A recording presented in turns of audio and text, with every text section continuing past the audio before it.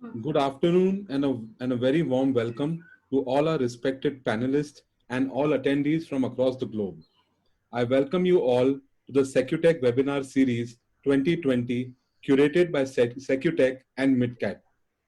Secutech, being India's largest networking platform of the country, is honored to bring together the expert industry leaders through our webinar series Secutech Webinar 2020. It is a platform which has seen thought evoking from the top leaders in security division, and this has been the very core at Secutech since its inception. I am glad to have all of you all here today to be as a panelist and to contribute to the Secutech platform. I will now hand over the mic to Ritika to introduce all our panelists for today, post which our moderator, Mr. Sushil Pradhan, will be taking over the panel. Yeah, Ritika. Thank you, Mohit. Good evening and a warm welcome to the respected panel and viewers who have joined us today. I take this opportunity to thank each of the respected panel members for giving us the honor. I'm sure the expert leaders on the panel today need no introduction, but I would like to take this opportunity and briefly introduce each leader. Sushil Pradhan, COO MitKat Advisory Services. Sushil Pradhan is COO of MitKat Advisory Services. He has led several risk management assignments in Myanmar, Iraq, Sri Lanka, Bangladesh, and difficult geographies of India. He has 22 years of military services, from counter-terrorist operations to high-altitude warfare to deserts. He was part of the UN peacekeeping mission in Sierra Leone and has been a UN trainer for international peacekeepers in Germany. Sushil is a frequent speaker in several influential ACSG, SOACC, and ACES forums at Dubai, Mumbai, at International Conference at London, New York, and Singapore, and at various other professional forums in Singapore, Colombo, Dhaka, and Beijing. Going to Mr. Surender Bhardwaj. Mr. Surender Bhardwaj, Vice President and Regional Security Manager, APAC, Northern Global Physical Security Services, Northern Trust. He has the experience of 28 years in global physical security services since 2010, with an experience of 28 years in the field of safety and security. Previously, he worked as a regional manager, NetApp, data storage company headquarters at Sunnyvale. He was instrumental in planning and installation, project management, and building of the safety and security system and technology. Major Surender has served in the Indian Army 1984 to 94. He has been awarded Chief of Army Staff Commendation Card Gallantry Award in 1993. Welcome, Mr. Surender Bhardwaj. Next, we go to Mr. Gurucharan Virdi. Mr. Gurucharan Virdi, Security Operation and Analysis Command Center at Bank of America since 2012.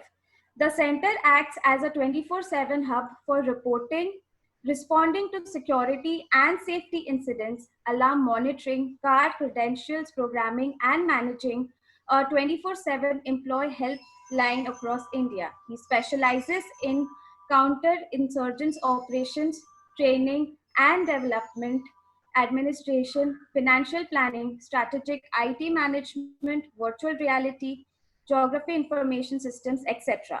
Having served with the Indian Army, he has had the opportunity to head the Center of Army Lessons Learned for the entire Indian Army at the Army Training Command, Shimla. Welcome, Mr. Virdi, on board. Next, we have Mandeep Singh Mann, Sena Medal Regional Head of Barclays Security at Pune, an ex-Special Forces officer who communed 21 para special forces. Under his command, the unit was awarded Best Unit citation for its stellar operational performance. After premature retirement, has held multiple opportunities ranging from physical security, resilience, intelligence, risk management, fraud investment, and vigilance. He is a keen marathon runner, did 250 kilometers ultra marathon in 2018 and planning to do Ironman. Welcome, Mr. Mann, on board. Mr. Sanjeev Sabharwal, Director and Head South Asia Global Security Services and Crisis Management, Credit Suisse. He is an ex-military. In his early years, he served with country's elite national security guard counter-terrorism unit, leading a team of special action group. Later, he headed Indian Army Psychological Operation and Media Division in South Kashmir. He also served as a director in Indian Army, top financial organization dealing with financial due diligence related to institutional loans. Currently, he is director with Credit Suisse, serving and head of South Asia Global Security Services Group. He is a former vice chairman of Hinjwadi Industry Association. He is a noted speaker in many industry forums. Welcome, Mr. Sabharwal, on board. Mr. Omprakash Shingare, CPP Director, Global Security and Investigations, Fidelity Business Services, India Private Limited. With over 22 years of progressive professional experience in corporate security and risk management in India, has extensive knowledge and experience in asset protection, security, and crisis management. Presently works as Director, Global Security and Innovation at Fidelity Business Services India Private Limited. During this sizable tenure, he had an investment MNC company, ITES, telecommunication, petrochemical, health and care, FMGC, aviation, and execute protection. Om Prakash is a graduate and holds a Bachelor of Science degree, lead auditor of ISO 27001 Information Security, earned gold-rated ACES Board CPP certification. Currently, he holds leadership position in ACES International. He makes significant contribution to the security industry through voluntary leadership and mentoring the next generation of security professionals. I welcome Mr. Shingare on board. Thank you. Next we have is Mr. Raghavendra KP, CSMP, CCSMS, CCPC, or CCPS, CATS, Senior Manager, Business Resilience and Physical Security, APJ including India, VMware. A corporate security and business continuity professional with over 25 years of experience in varied fields of public and private sector, currently heading the physical security and enterprise security functions for APJ region for VMware. Has extensive experience in leading teams across geographies and implementing out-of-the-box solutions for key projects and operations. I welcome you, Mr. Raghavendra, on board. So now, without further delay, I would like to hand over the mic to Mr. Sushil Pradhan to begin with the panel discussion. Sir, the mic is all yours, and all the best to everyone for the webinar. Thank you, Ritika, and thank you, Mohit, for the introductions, and welcome everyone to this amazing panel where you have such experienced professionals in the field of physical security and a huge amount of experience and expertise that goes into it, especially those who are coming from the banking and financial services sector. So, today, of course, the top of the mind topic with everyone is what's happening in the pandemic, or why are we, conducting this webinar in a virtual manner, whereas usually it would have been on a live platform where people would have been able to come and shake hands with the panelists and interact with them. So obviously the burning topic, and that's why we have today's discussion, which is scheduled on how has corporate security enabled the banking and financial sector to successfully work through the pandemic. I'm not going to talk about it much because that's what the panelists are here for.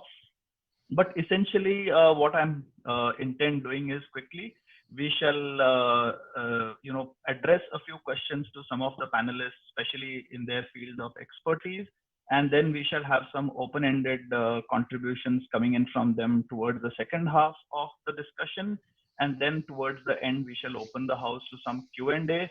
So please reserve your questions till the end. I have also put in a message that all those of you who have questions should type them into the chat box, so that towards the end I'll be able to take them on and address them to the correct panelists. So this pandemic has created havoc and disrupted not just the health of the nation, but also the economy of the nation. Nevertheless, the banking and financial sector has proved to be fairly resilient and has worked through the pandemic so far, and an essential component of the country's economy. They have been going ahead with limited operations and have been contributing to their parent organizations, most of which are abroad. So there are some very unique aspects of working through the pandemics and the lockdowns, which have been proving as challenges, and especially for day-to-day operations. And not very surprisingly, I would say, but very, very, with a feeling of pride, I would say that the corporate security function was one which came through with flying colors, and was really one of those who contributed to working through the pandemic. And the various aspects of this, I'll just quickly ask one by one some of the panelists to address. And starting first with the concept of resilience and continuity, because that is really very important in offshore banking operations and financial operations. So I would like Sanjeev Sabharwal from Credit Suisse to give us his perspective on how resilience and continuity was achieved through various efforts, especially that by the security function. Over to you, sir. Thanks, Sushil. Am I audible? Yes, sir. Okay, great. So I'm going to talk in the next 4 to 5 minutes about resiliency and continuity and the role played by the corporate security in this very vital aspect of any organizational functioning. To begin with, I don't look after resiliency in my department, but I work very closely with the resiliency department, and we work hand in gloves.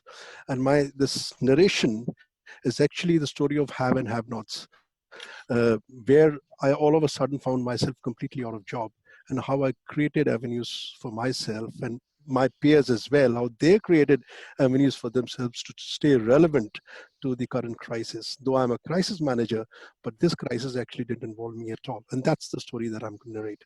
And I'll go a little bit in a background to start with my narration and talk about the early days of February and January, and then rolling on to March, where we saw the pandemic, we saw it coming, but we never thought that it's going to lead to closure of offices. We thought that it's a pandemic, we will work through it, like most of the countries were working. We never heard the word lockdown. We had our pandemic SOPs, we looked at our pandemic SOPs, and we were very satisfied with that, because we never realized that this is going to lead to the closure of offices. We thought that we were going to maintain social distance protocol.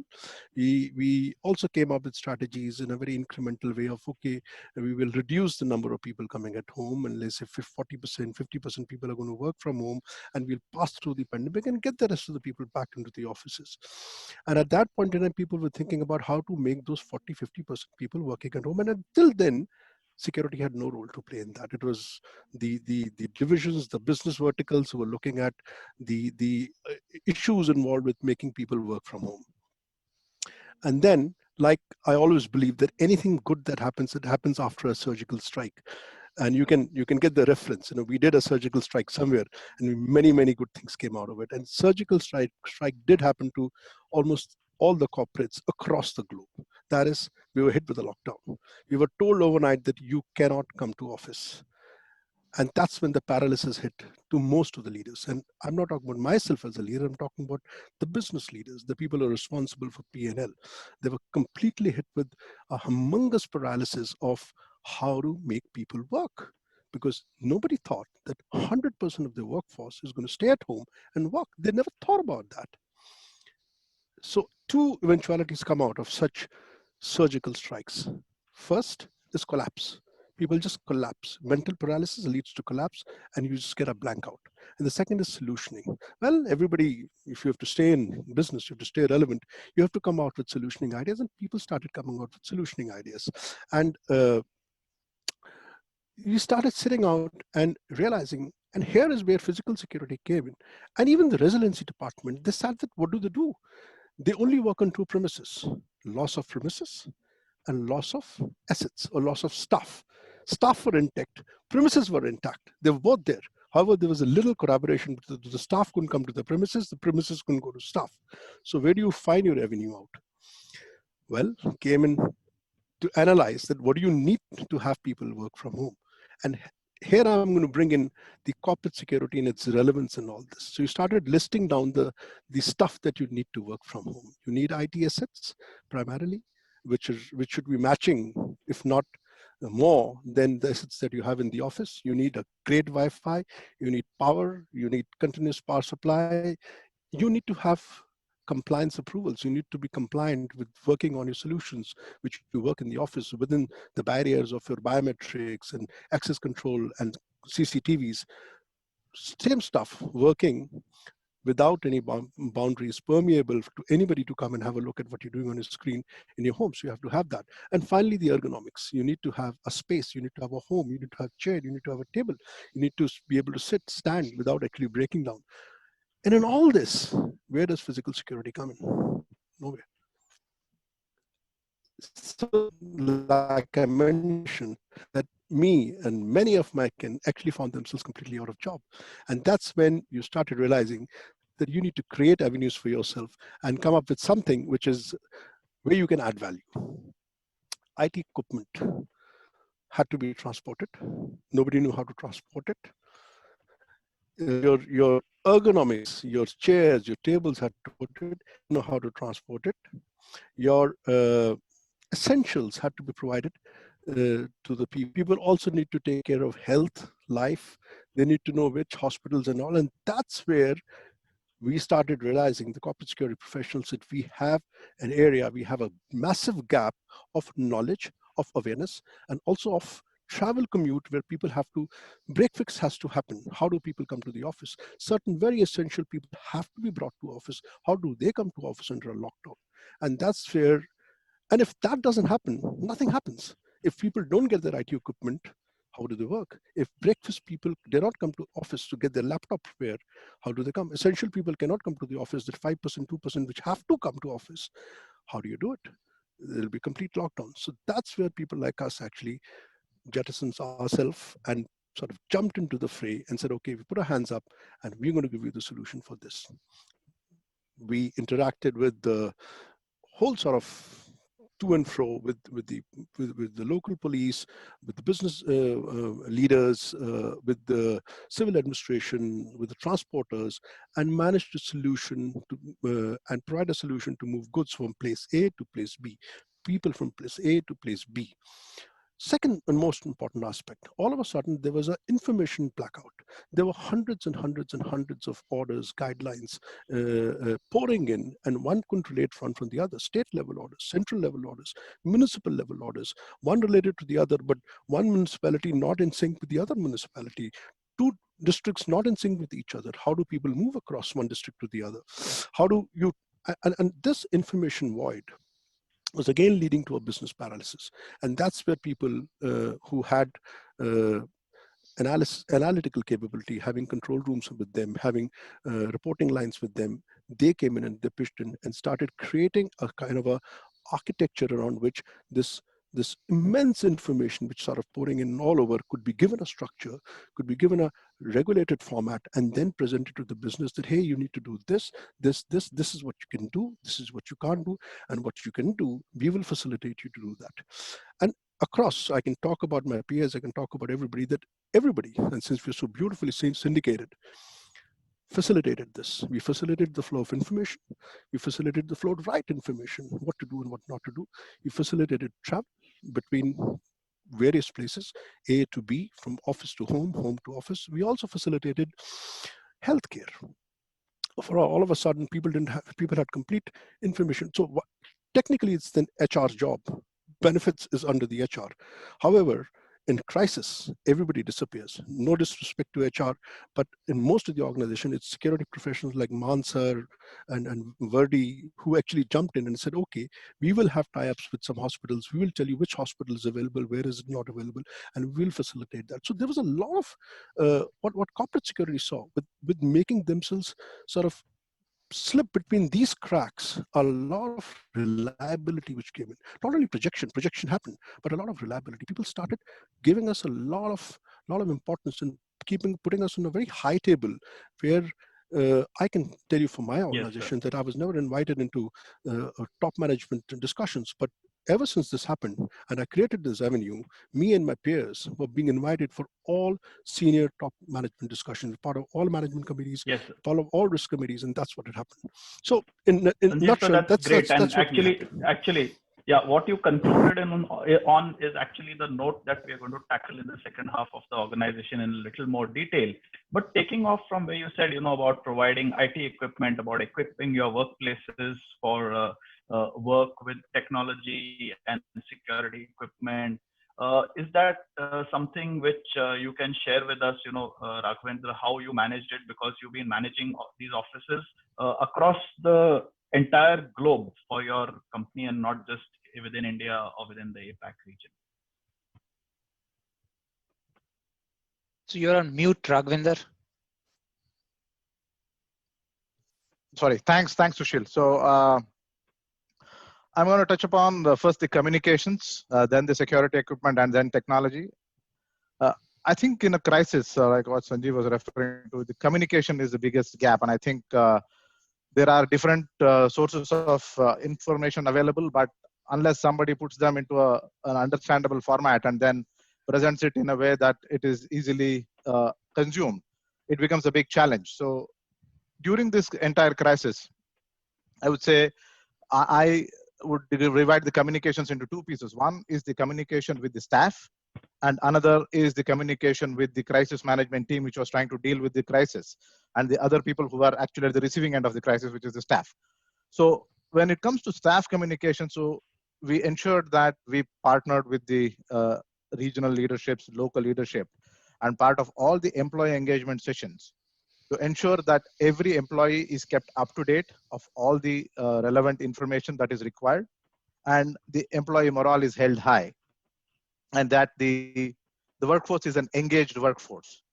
And also, some of the things which were very common during the normal office working hours is that which is people, especially in technology companies, tailgating is a major issue where people just tend to think they're being courteous when they're trying to allow somebody inside while while allowing somebody inside, or probably they're used to having a very elaborate emergency response teams which are well trained to deal with these situations.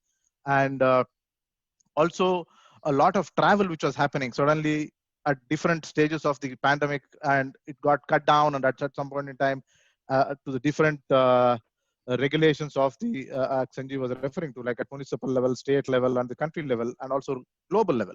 So these are all were changing, and there was a big need for all of these communication to be readily available and not people going to multiple different places to reach out. So I think security in my organization, at least, we were able to play a pretty lead role, and also like we had a lot of experience from what was happening in the other regions, especially in the APJ where it started in China, the Wuhan, with the experience. So we were able to kind of put in a lot of communication vehicles in place, like a FAQ available on the source page, or the intranet, company intranet, where people had every information which is available to them.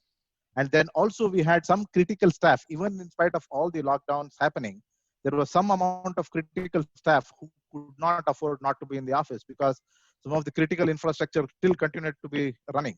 And also when they were coming in, some of the things which like probably shaking hands or something which were actually very appreciated in the past suddenly became taboo, and people could not do many of that. So one of the biggest thing was the badging in, and also anybody who wanted to come into the office for any work that they may have had to be made aware of what is their responsibilities when they're coming into the office, because they had to maintain the social distancing, they had to wear a mask, they could not tailgate, they had to not have temperature, they had to take, not have any other conditions which might be detrimental to them or their colleagues who might be other critical workers who might be at office. So we had to work very closely with the communications team and the regional crisis management team to ensure that all of this was part of the communication package, which talked about how tailgating is not an acceptable thing. We were able to automate across the globe, deactivate everybody's access card, and only once somebody read and acknowledged the health and well-being guidelines was then when we activated automatically their access card would activate it. And if they had a need to be in the office, they could come into the office. And also, like with very limited staff and only critical staff being in office, they may not be trained on they may not be the emergency response trained people. So we had to ensure that everybody goes through a ERT video on building evacuation procedures. And also updating the FAQs on a regular basis with the multiple different inputs that were coming and then filtering out to what is very relevant to the people. And another interesting thing that we saw, considering that it was like not just India and we were looking at a much larger area of managing this crisis, there were many other natural and man-made disasters which were happening as well.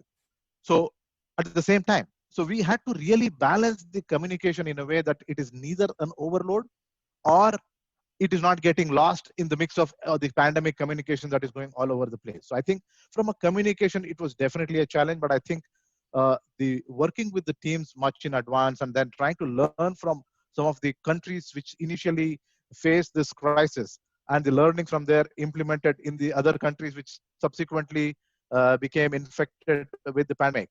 I think that was one of the things which really helped us to beat the communication challenge. And also when it came to the crisis management team, I think the strong connect with the leadership team for decisive discussions and decisions really helped during the crisis. And also, speaking of security equipment, we had to really reduce the number of entry and exit points to a bare minimum to ensure that there was no people coming into close contact within the office. This is all I'm talking about, the critical staff who had to be in the office. And also, with nobody in the office and the critical infrastructure 24/7, a lot of assets that are CCTV and access control, and there was no drop of, any operational at any point in time. Again, with a lot of newer things which brought in, like the wearing of the mask or the safe distancing and the anti-tailgating requirements, we looked at a lot of technology and we formed a return to office technology task force and started exploring various technology offerings which were there, like contactless door opening or AI-enabled cameras, temperature scanners, occupancy sensors, social distancing tracking cameras, health attestation requirements, and contact tracing. So all of these were the newer technologies which are in different stages of either proof of concepts or some of them trying to get implemented in some of the geographies. But I think there is a whole scope of opportunity for the technology to help us in driving through this time. Thank you, Raghavendra. That was really a brilliant exposition, and I think we heard a lot of new things today, some of which, like you said, proof of concept technologies, which you just grabbed and started using right away.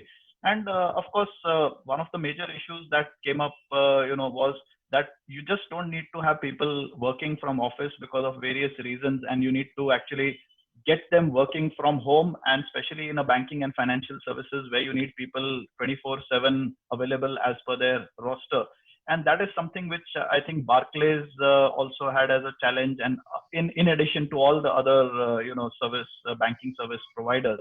So Mandeep sir, request you to throw some light on what are your views on how workforce enablement, technology, and other aspects could help in working from home in the future, as well as what has been experienced so far.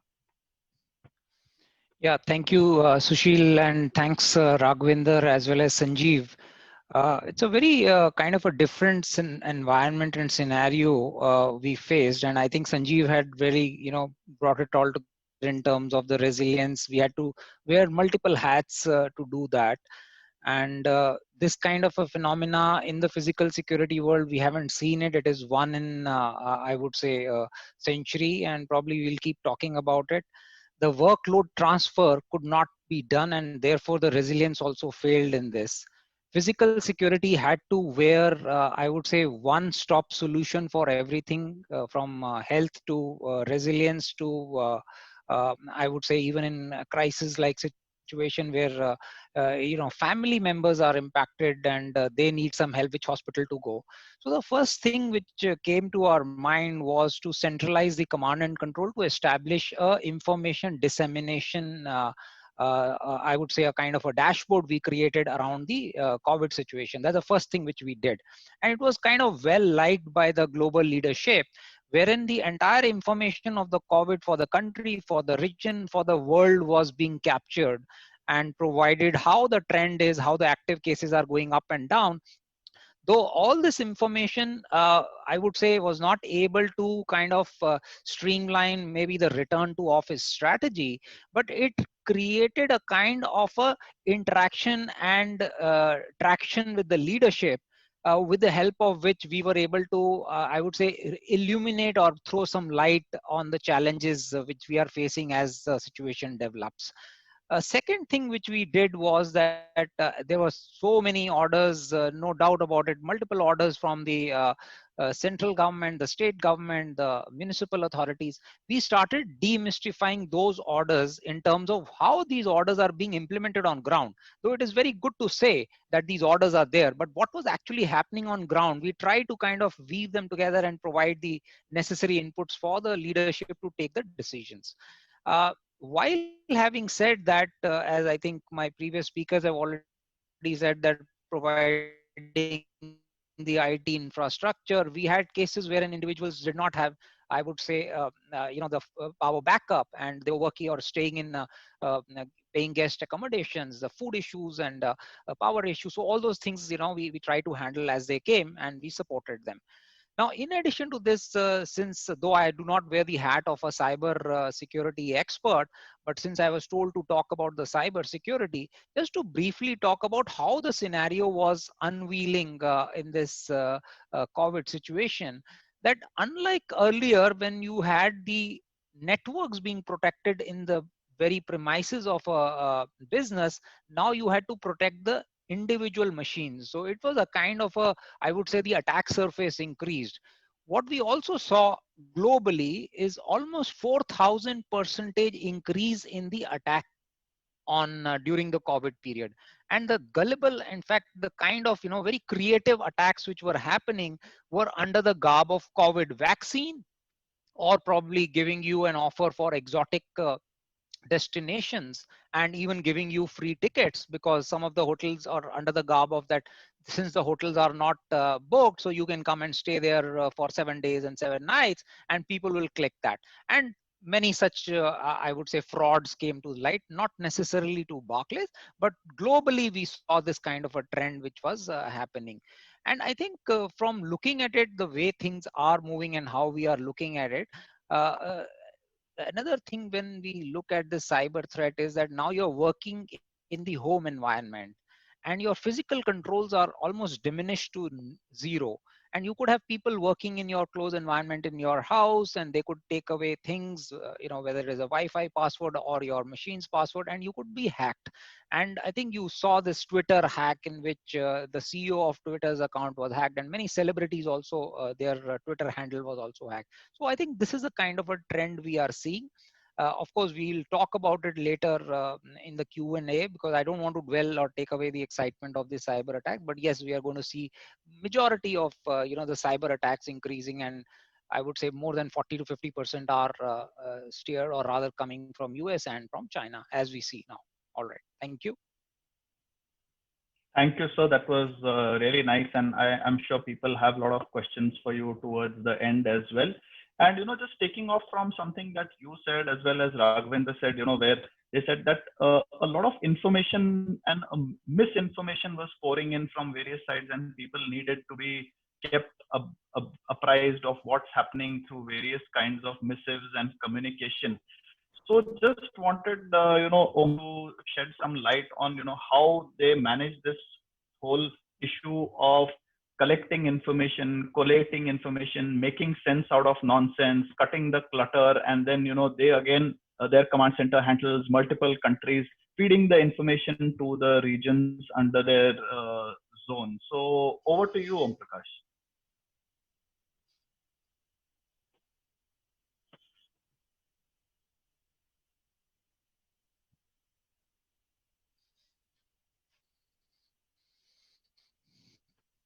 Omprakash, are you there? Yeah. Yeah, I'm sorry, I got lost actually. No. Okay. Connected. Please, Okay. all yours. Yeah, please, all yours. Okay, so I think the question for me is that situational awareness, information management for the business, Yeah, for the business management. Is it? Absolutely. Put this entire pandemic situation in three stages. That is, one is the reaction, a react stage, then response stage, and third is the new next normal. So which we are moving ahead actually with that. But basically, this the situational awareness and information management is part of react and response categories basically. And key in such volatile environment when there is a lot of speculation about this pandemic situation, a lot of information coming from various sources, which was many times it was confusing, and in that situation there is a necessity of setting up a specialized governing body of incident management we call task force or anything else like that. Here in Fidelity we call CIWG group. So it's called Continuous Illness Working Group, which comprises of key support services business owners, where they can come together and take decisions, give guidance if there are any concerns. People can raise to them, and they are capable enough to answer them because they are they comprises from various functions like risk, security, legal, HR, facility, and all that. So they have all answers, and they are again work towards like a situation. They keep contact with the security command center and have that situational awareness, and then so that they can also start feeding the information with senior leadership. So they are like like a middleman sort of thing, like where they are bridging gap between the associates queries and the management. So again, for that, it is very important to define a framework for this task force again. So which comprises of like how they can anticipate a basis on what information they are getting it from a command center or so. Then probable measures to prevent business impacts, then preparation to reduce business impacts, and finally, and important is to how to execute that on ground. So there are so many things we all have discussed about working from home, protocols, and so on and so forth. So but here in our organization, what happened, like, means since we are Fidelity is a global enterprise based out of US, and our operational presence is there in Hong Kong, which is located to near the epicenter. So we were a little like proactive for that matter, and we executed even the business continuity exercise well in advance. Like, means on 6th March, we conducted a load test for our infra, and like listed out some gaps and all that. And since before prior, US was yeah, quite impacted, like, means, and there were a lot of initiatives taken there. So same time, like, we also started here in Fidelity, like 13 March onwards, we decided to go and work from home for everyone, and executed this business continuity plans. So that load test actually helps us to fill the gap, and also came to know that what are our capabilities and what not, and we worked on that very well in advance. And in this specifically for information management, we worked on establishing emergency operation center, which is a centralized operation center where we monitor this incident or the pandemic situation very closely, right from the day one when this in December they started, like people started moving from across globe to China for that lunar New Year festival and all that. And from that we started monitoring that, and we by this time, like, we were having a lot of intel around it, which we collated, analyzed, and we started sharing it with the management so that they can take informed decisions well in advance. So that continued day on day, month on month, which helped in various things like recall strategy and all that. We talk in that it was very crucial information to know what is the means on ground situation, and same time there are many other functions. Again, they wanted to do some business analysis basis on this input. So we created a repository where that information is available, and from there they used to fetch that information for their best use. So this is how actually we managed. No, that was really the really great how you made the emergency control room, and you had the task force specifically dedicated to this. And of course, from my side, this was a bit of a planted question, because I just wanted to make sure that whatever information you were getting from MitKat, I hope that was useful to your war room and your task force.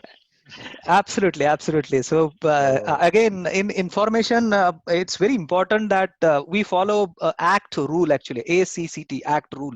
So ACT is basically authenticated information coming from at least 3 to 5 sources, and which is again means we analyze that. Second C is comprehensive information. We don't want a whole world. We want to the site or to the area where our facilities are, and consistency, because there are multiple incidences which happens, like which goes on and on. So the consistency of that information. And last T is, it's again very important, that is timely reception of that information. So that is the mantra of our command center again. Thank you, Omprakash. That was really fascinating, and I will remember this act for long, and I am going to pass on this information to others as well.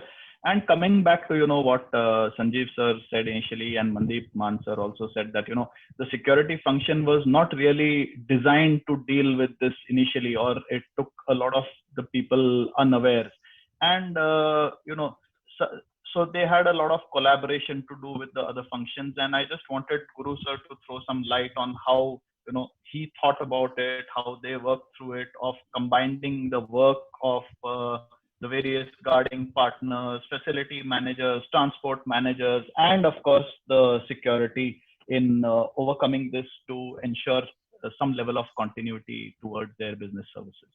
Over to you, sir. Yeah, thanks. Thanks so much. I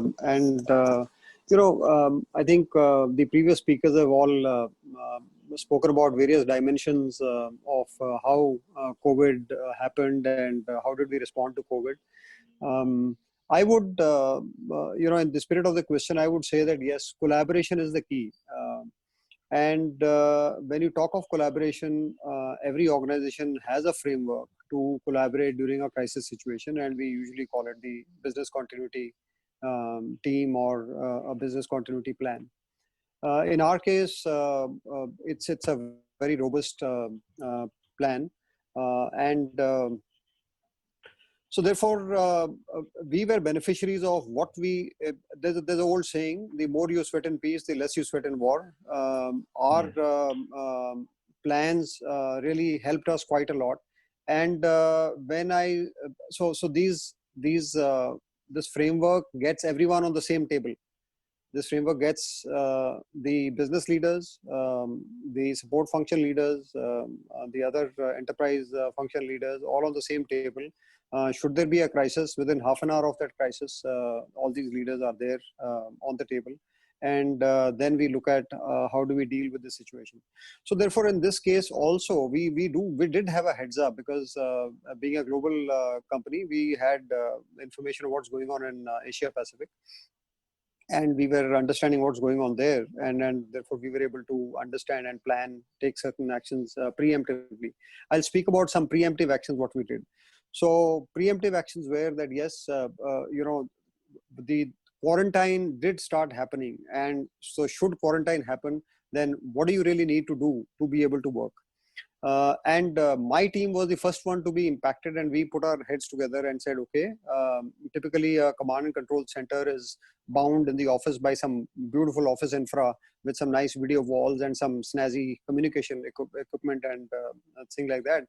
So we, as a design, we have work from home ability for all critical businesses and employees. And that can go to of over about 20,000 plus employees that we have. I would say around 70% have the ability to work from home. So all of that was already in place, which is tested twice a year. What we did not have was the ability to take employee helpline calls. Now that our technology team very quickly, in the month of February, we were able to get some software which can patch a via phone, and it can give you it's called a soft phone. We got that on our, laptops, and we were then ready to do what we have to do. When the lockdown was announced, so we were able to seamlessly switch, doing a night shift on the 24th of March from office to a morning shift from home. Now, so that's something about, how we were able to do our bit. The other is that this CMT or crisis management team, of which everyone is a part, started meeting twice a day and understanding what should be done. So therefore, people have spoken about how because you are now working from home, so therefore you needed IT assets, etc. So everyone bought those assets. Some people already had those assets. These assets had to be distributed. We had to understand what is the network status of people, etc. So another thing which was done in a very interesting manner was that very quickly a tool was created. An application, in-house application was created where you simply logged in and you had to tell, okay, I'm at home, I have power backup, I have my personal machine, this is what my status is, and this is the assistance which I need. All of that would then flow into a major database, and then it would come back to the teams of technology who would then send these assets out with the support of transport team and with the support of the security team, etc. And it worked like a very, very beautiful, well-oiled machine. I mean, I would say that the only challenge we faced was getting those curfew passes in respective cities, which we again hired a agency also at some point of time to be able to get us some curfew passes. Our transport vendors were good enough to be able to give us some vehicles which could kind of move. And so therefore, we transported IT assets, we did break fixes, all that happened. All the 20,000 plus employees were enabled to work from home with almost like 2 hours of power backup, so giving them UPSs and various other things. All this happened. And while people are working from home, my earlier panelists have spoken about team members, some critical staff working from offices also, keeping our offices up and running. Again, it was a great collaboration between the security teams, the technology teams, and the real estate teams to have your offices functional, cut down on what is essential, and continue doing that. So when you look at it from a very macro level, I think just as a concept, collaboration is the key. You really can't, I mean, the era of Hanuman is, way and gone beyond. It's all how you collaborate collectively with each other. And did we get surprised? Yes, because nobody ever thought about this. Did we have resilience? Answer is yes, we had resilience, because as a function, as a corporate security function, I think we are singularly blessed to be able to handling situations for which there is no playbook. We all as professionals have created playbooks, but we all know as professionals that the same situation or event may not play out the same way as it is written in the playbook. So thank you, sir. We have really kind of benefited from this collaboration, and this is a very brief peek into this particular question which you asked. Thank you.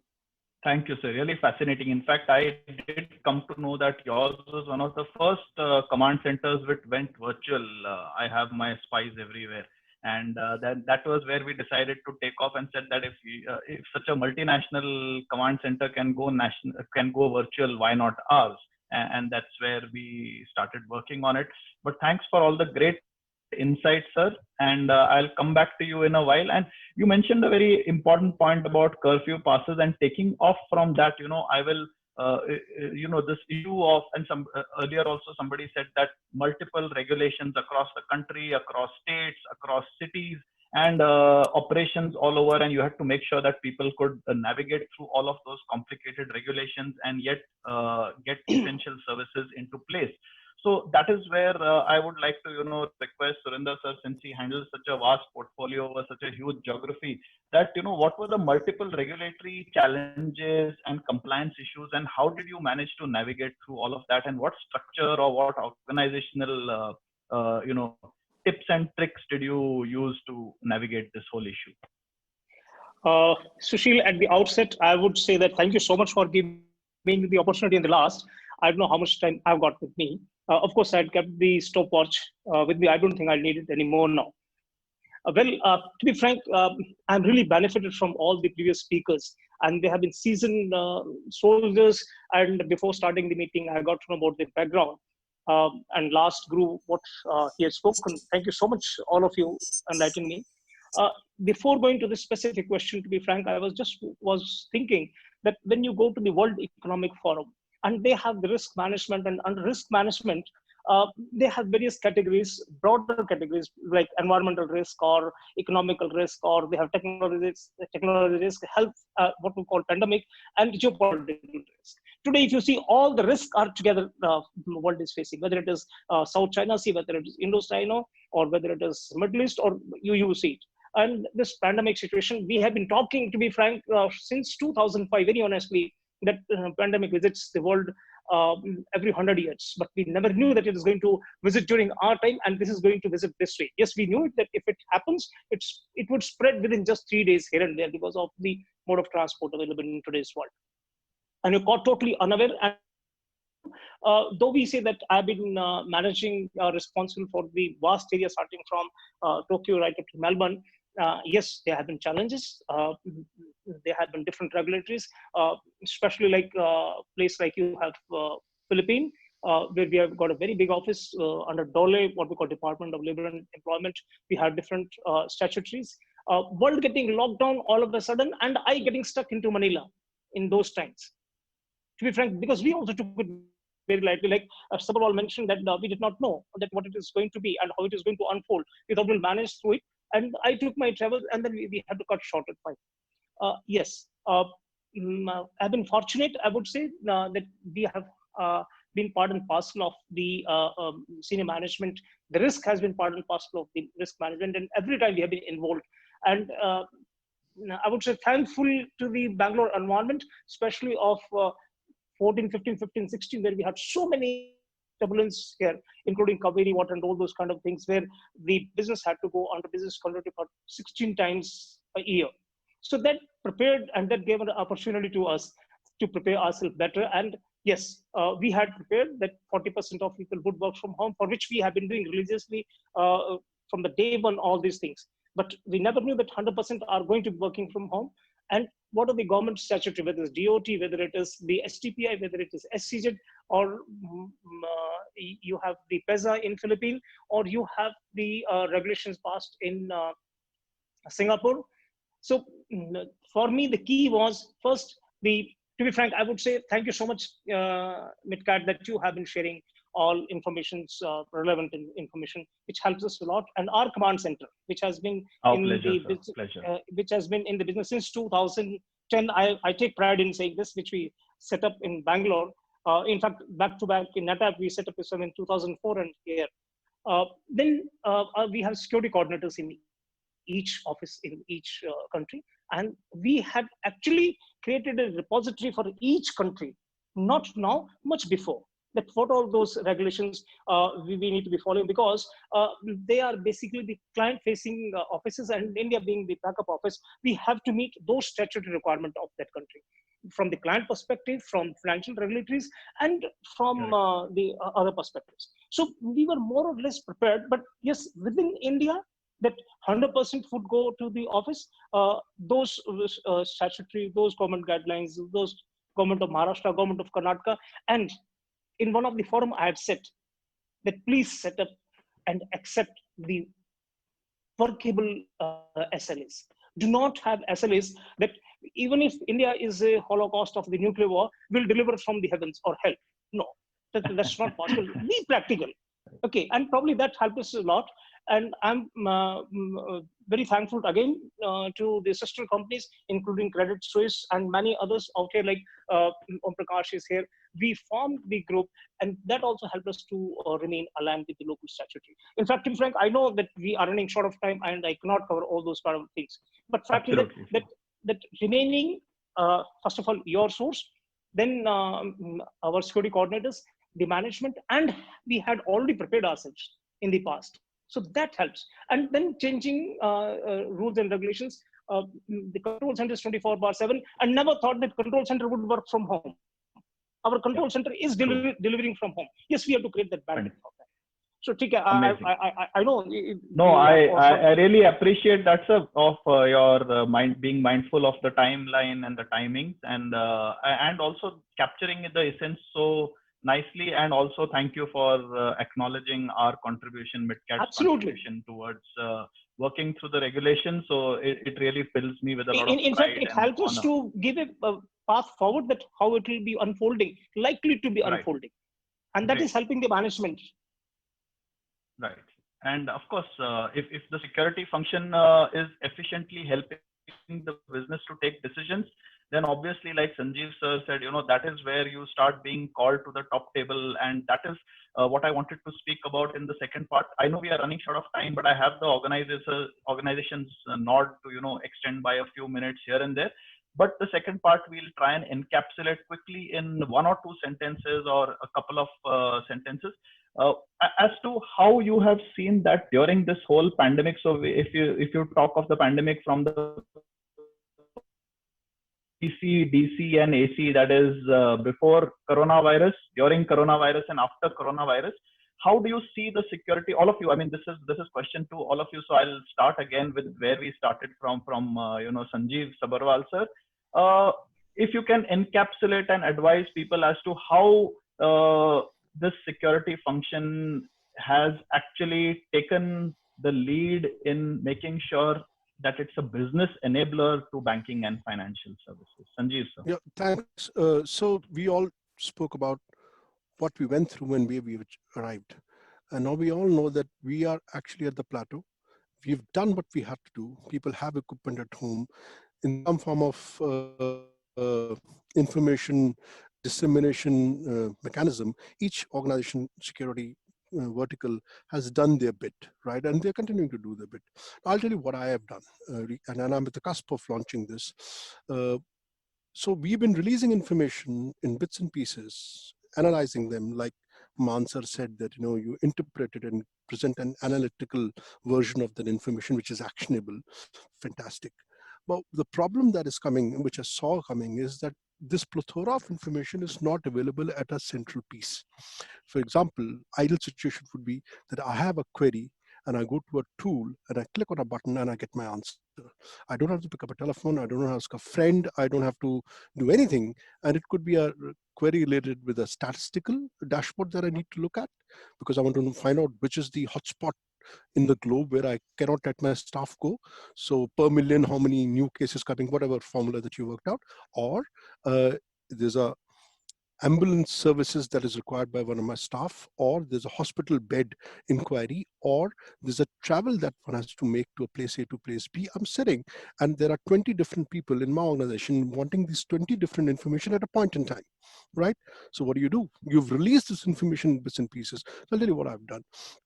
I have no qualms in sharing it that we created a tool. Again, is it slipping between the gap that's been created by this opportunity, seeking an opportunity and presenting yourself. I created this tool. I say it's nothing I've done, I've just guided. It's my team that has done it. A central tool which has got almost 500 separate pieces of information where anybody could actually self-navigate itself and arrive at an answer that it needs.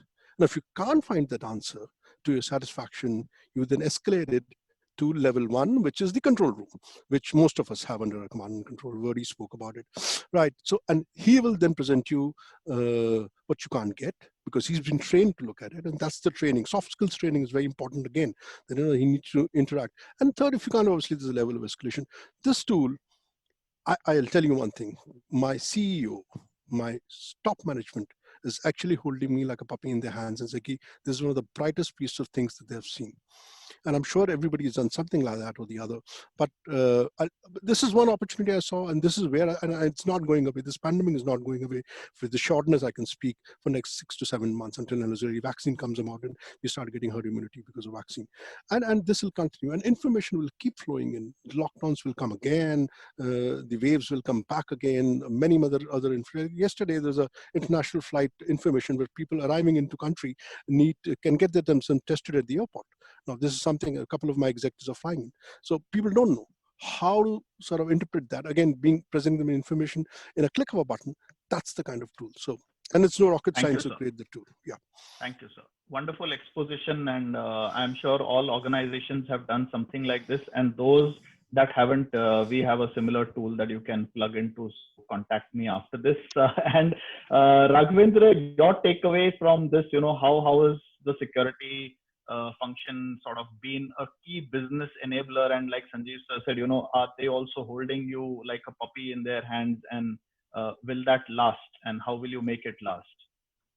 Yeah, I think, thanks for the question, Sushil. I think it's all about adding value. I think which what many of the speakers said is all about trying to find an opportunity and trying to rise to the occasion. And it's all about not bothering about what your charter of duties are, and then just looking at the overall organizational requirement and rising to the occasion and trying to deliver things. Like we have had a guard who walked some 5 kilometers to deliver a laptop to a new joinee to give that wow effect, to somebody switching on a server and going through, I mean, somebody telling, because people could not come into the office, they had to call him over a WhatsApp call and give him the instructions. So he went into the server lab and did things that the engineer had to be doing. And almost like 500 people became productive in this globally. So I think it's all about trying to identify different opportunities for stepping up, and also to ensure that, I mean, I'm worried at the end of this pandemic, most of my guys may leave away and become either an IT professional or something else, because they are being trained in so many other things. And I think it's all about trying to upskill the people and leverage a lot on technology. And I think we will have to now reimagine the way we security will be. And it is never going to be the same in the new normal. I mean, there are a lot of ifs and buts, like would the real estate be the same? Would the operations be the same? With a lot of flexibility that people have experienced, with a lot of things happening from home, would still people want to risk having women going late in the night?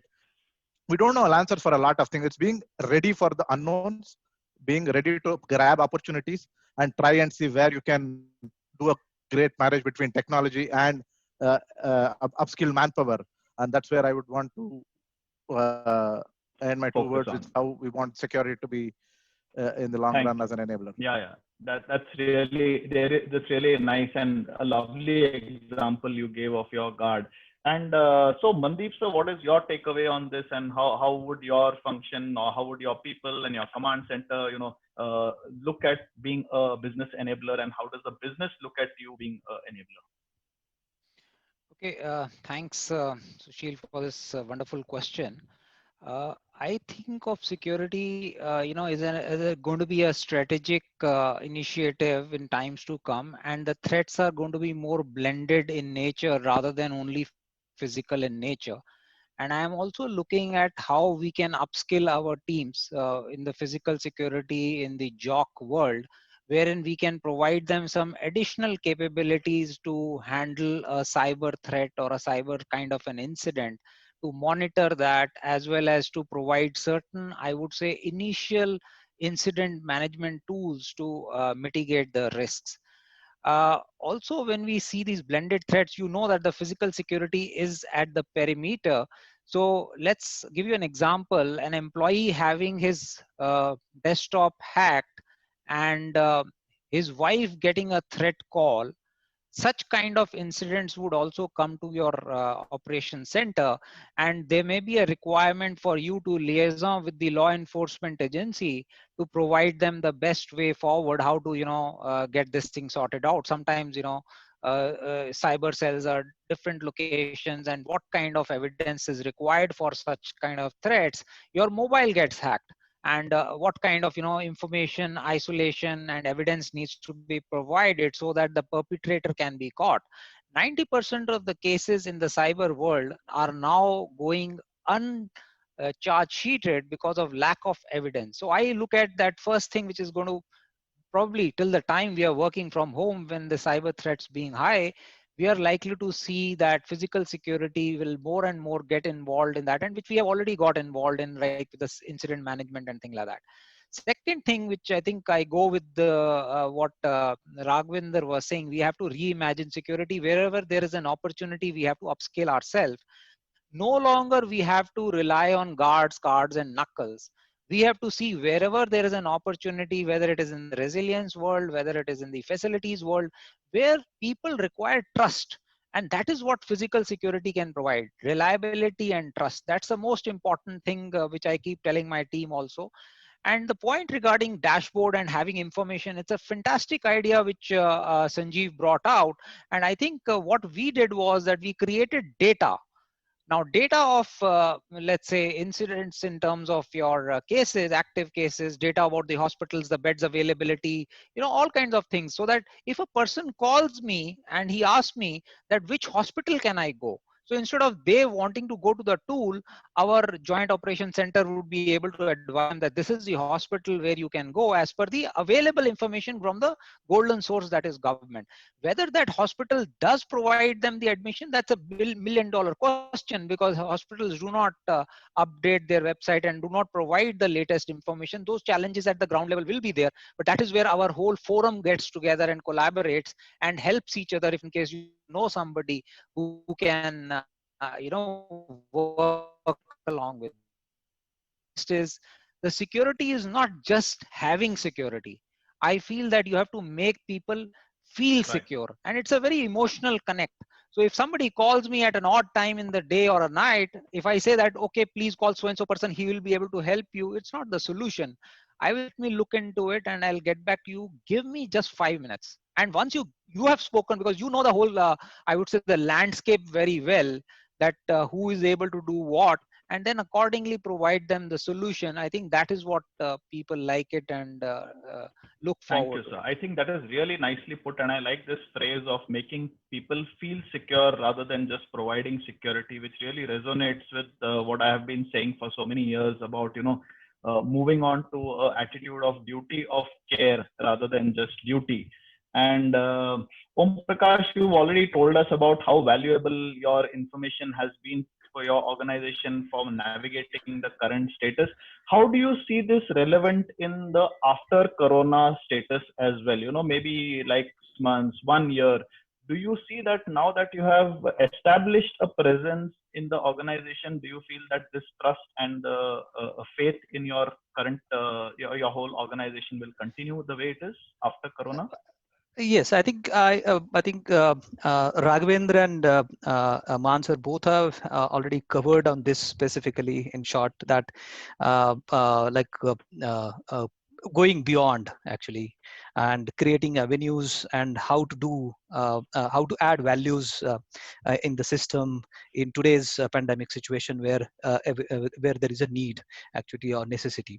So and that I think this security function or corporate security guys are doing wonders in that, and they are making impression everywhere that they are really saviors for in all the areas actually.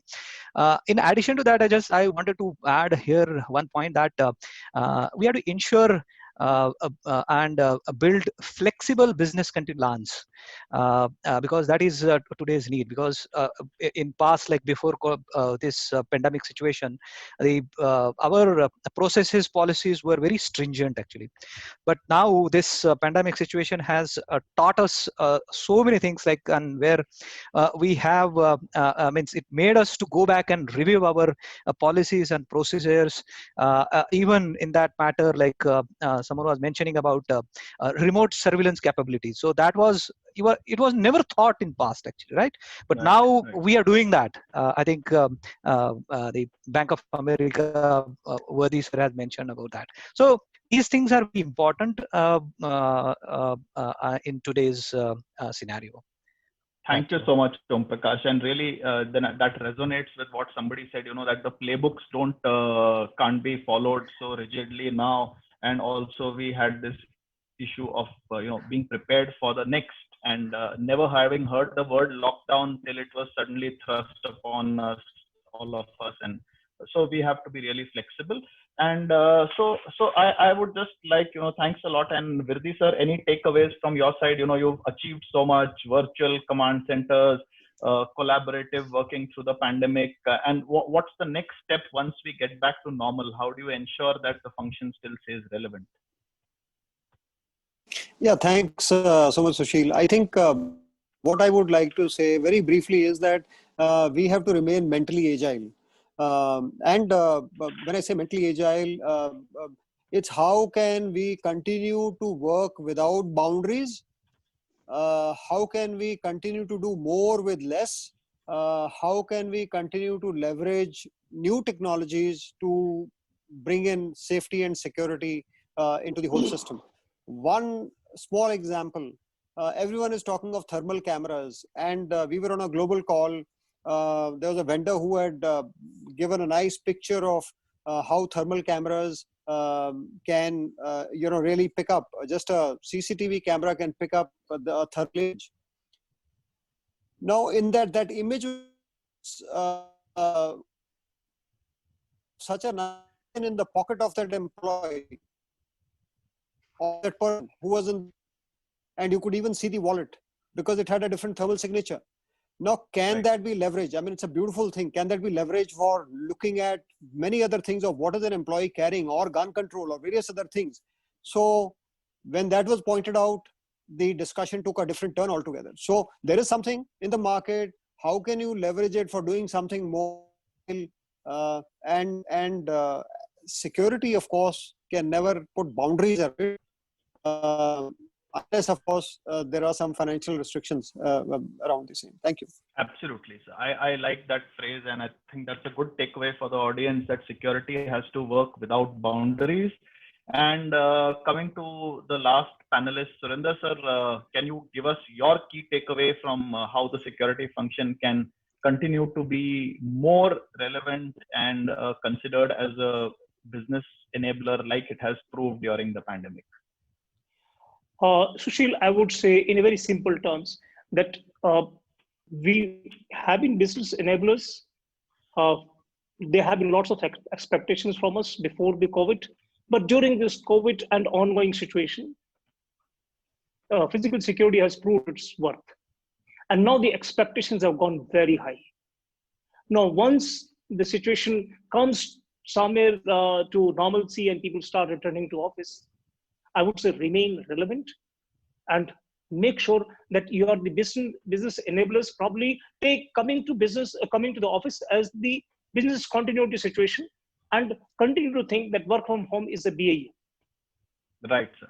Great. That's very nicely put. I would say, and I would sum it up this way: hope for the best, wait for the vaccination to come. But yes, I would say that we have started preparing all the offices across the APAC region, that when they come to the office, we are not sure that in wave 0 who would be there, wave 1 who would be there, whether they'll be structured ERT or not. So prepare everybody, and we have started holding the WebEx trainings for those people, online trainings. So prepare your people for that. And as what I said, expectations have gone very high, that you can create wonders while ensuring that you yourself are safe and keeping the organization safe, because they're also the human beings. And I always been saying in my new hires that they are the millennial generation. Most of the security staff are the millennial generation. They too have families. Thank you, sir. They too have the same issue. They have the same COVID exposure everywhere, but poor infrastructure, poor income, but still standing to the organization. So I would very say relevant, sir, and very relevant, and I think the most underrated workforce in the whole organization, and they have proved to be the champions of the pandemic.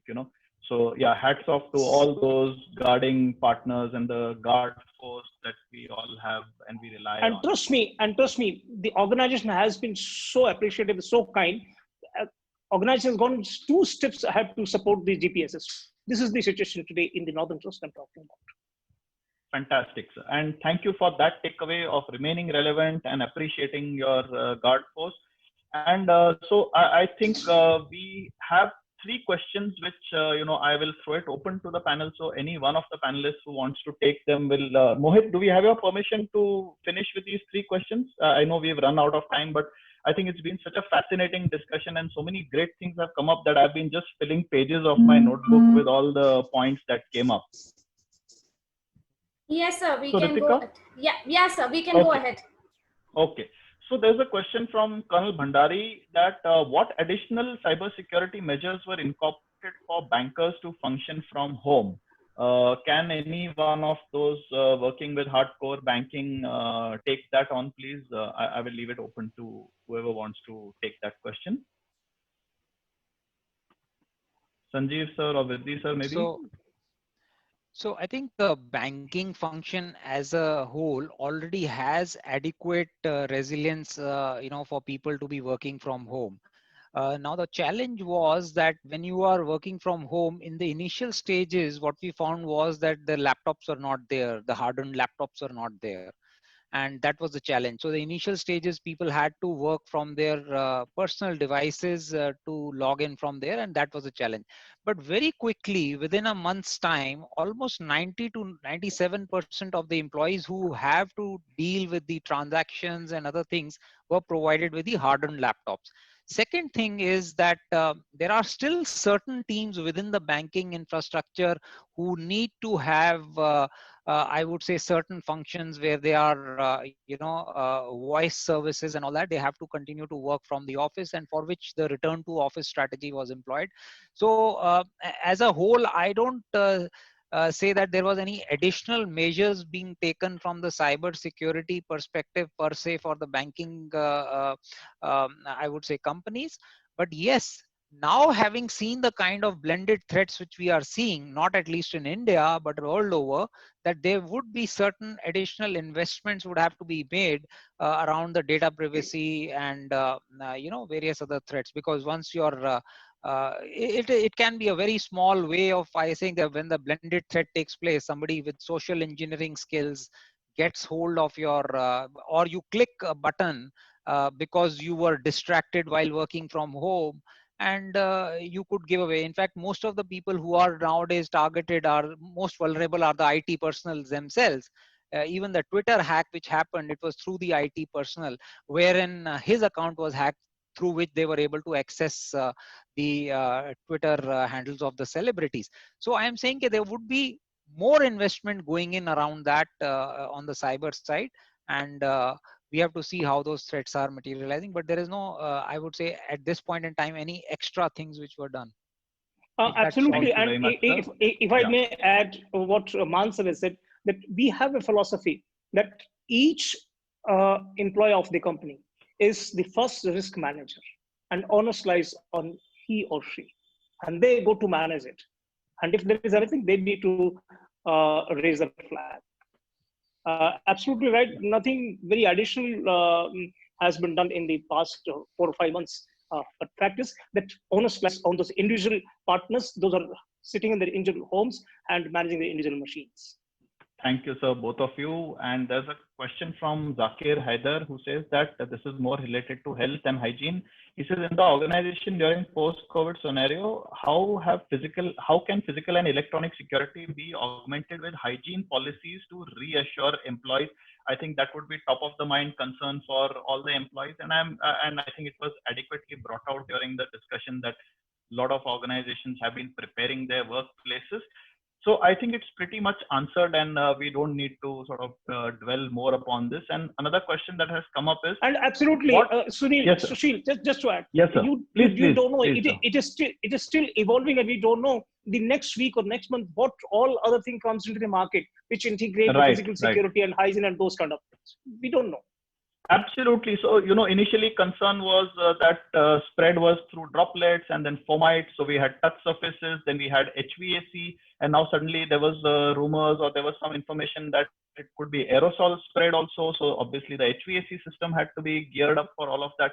So this kind of information will keep evolving, and the process is top of the mind for everyone, definitely.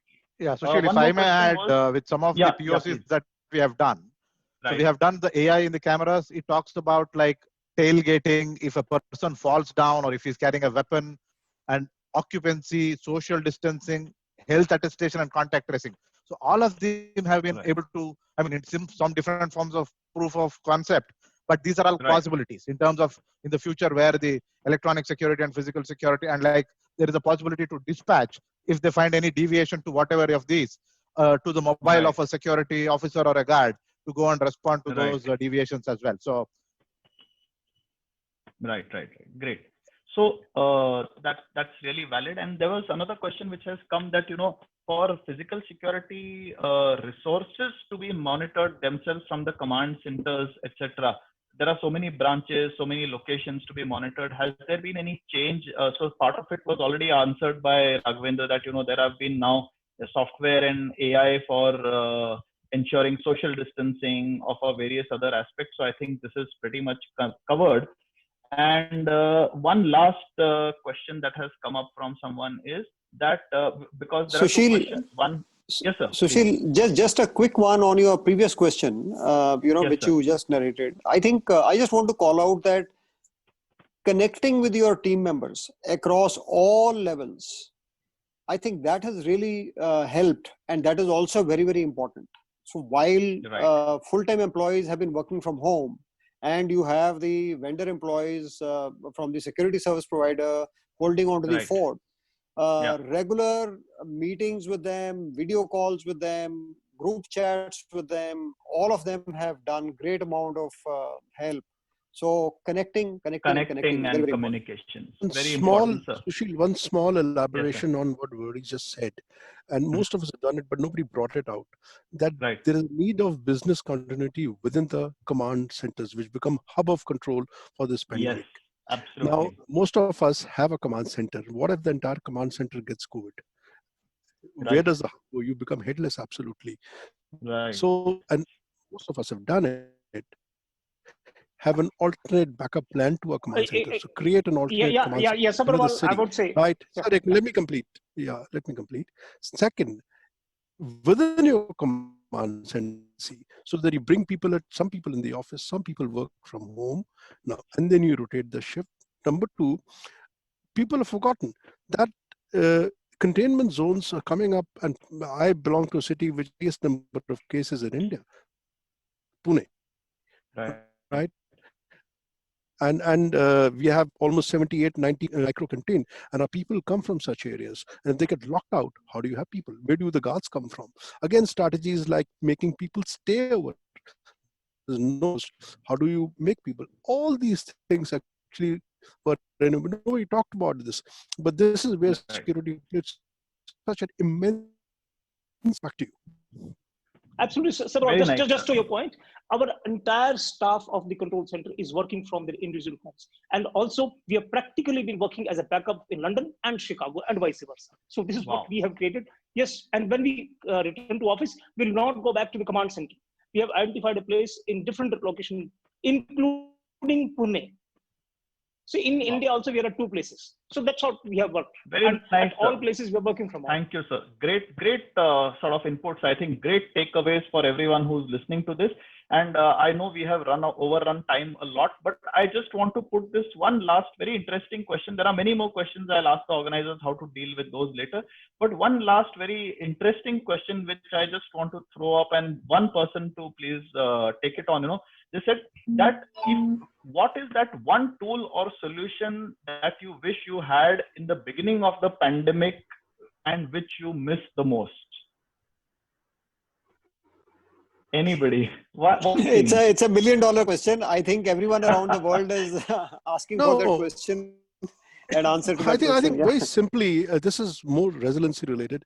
Nobody could actually think that people had to work 100% from home. Right. And if this was incorporated in the pandemic plan, which nobody did, it's a black swan event, right? Nobody ever thought about it. If that was what was available to people, actually would have not as lucky as Bank of America, right? I mean, they had 100% planning, but most of us didn't have. And that's where the paralysis came in, like I talked about. If this was available to us, well, and the key here is to think of what's coming next, to think it now, so that you have that available. So there's a very interesting answer which has also come on the chat, and that one tool probably would be a crystal ball. So on that note, I would like to sort of close the discussion and Q&A, and thank you so much for being such a wonderful and such a knowledgeable panel. And I think I've just been scribbling notes non-stop from the time we started discussing till now. And I'm sure a lot of the participants have also been doing so. So I hand over the mic back to Ritika and Mohit to sort of close it. But before that, once again, being such a wonderful set of panelists and for sharing your personal and organizational experiences with us. Yeah, thank you so much, Sushil. Thank you, sir. Thank you, Sushil, sir. And thank you to all the panelists for their wonderful sites. So I, on behalf of Secutech India and the entire team of MitKat, extend our heartedly thank you to all the speakers for gracing your important work and sharing your wonderful insights. So thank you all. And I hope that we do another webinar soon with all of them. Thank you so much, sir. And stay safe. Thank you so much, all the panelists. Thank you, sir. For sharing your thoughts. Thanks. Thanks, everybody. Thanks. Bye-bye. Thank you. Thank you. Bye-bye. All the best. Bye-bye. Thanks a lot. Thank you. Thank